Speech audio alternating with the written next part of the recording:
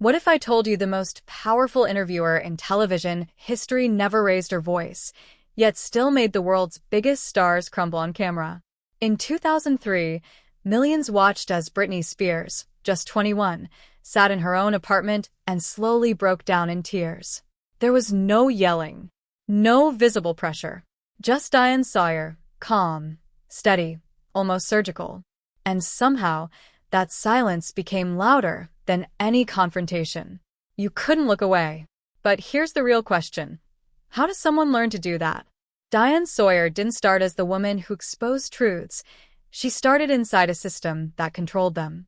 Born in 1945 in Kentucky, she grew up in a quiet world where emotions stayed hidden and words carried weight. Then at 17, everything shifted. Her father died suddenly after a stroke. No warning, no closure, just silence.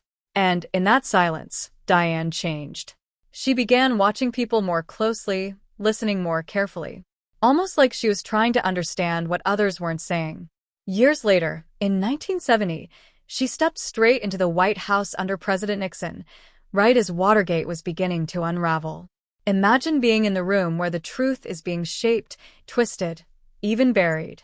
Diane wasn't asking questions yet, she was helping manage the answers.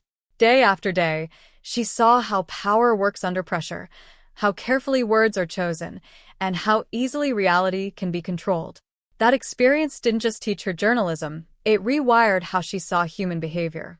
So, when she later became a journalist, something felt different.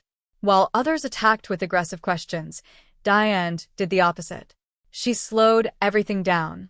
She let silence stretch just long enough to make people uncomfortable. And that's when the truth slipped out. Not because they were forced, but because they couldn't hold it in anymore. You saw it with Whitney Houston in 2002.